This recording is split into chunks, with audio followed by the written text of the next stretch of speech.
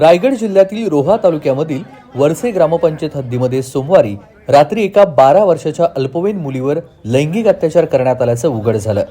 Police जबाबामध्ये आणखी धक्कादायक माहिती समोर आली आहे, ज्यामध्ये मुलीवर तेजस गणेश पडवळ या 25 वर्षाच्या इसमाने यापूर्वी 2 वेळा मुलीवर अत्याचार केलेले आहेत।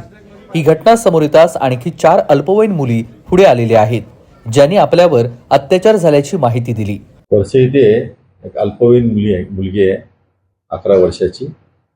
घरासमोर रोडवर सायकल चालत असताना त्यांच्याच गावातील एक व्यक्ती आहे 30 वर्ष वयाचा, त्याने तिला घरामध्ये बोलावून घेऊन तिच्याशी मोलेस्टेशन केलं। नंतर तिच्याशी शारीरिक संबंध ठेवलेले आहेत।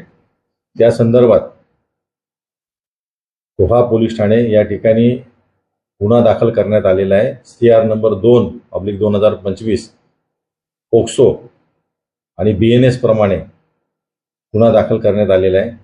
आरोपी जे आहेत त्यामधले मुख्य आरोपी जो आहे त्याला ताब्यात घेण्यात आलेले आहे। त्याच्याबरोबर त्याचे 2 भाऊ आहेत, त्यांना देखील ताब्यात घेण्यात आलेले आहे। सदर गुन्ह्याचा तपास सुरू आहे। त्या आरोपीच्या विरुद्ध ज्यावेळेस गुन्हा दाखल झाल्यानंतर या आरोपींनी गावातील काही मुलींना देखील अशाच पद्धतीने मेसेज करून त्यांना संपर्क साधण्याचा प्रयत्न केला होता। त्या देखील आमच्याकडे तक्रारी आलेल्या आहेत। त्या अनुषंगाने आम्ही कायदेशीर कारवाई करत आहोत। योग्य तो तपास करून आरोपी विरुद्ध सबळ पुरावा गोळा करून माननीय न्यायालयामध्ये दोषारोपपत्र सादर करणार आहोत आणि ही केस लवकरात लवकर कशी फास्ट ट्रॅकवरती येईल आणि यामध्ये आरोपींना कशा पद्धतीने सजा होईल यासाठी आम्ही प्रामाणिक प्रयत्न करणार आहोत।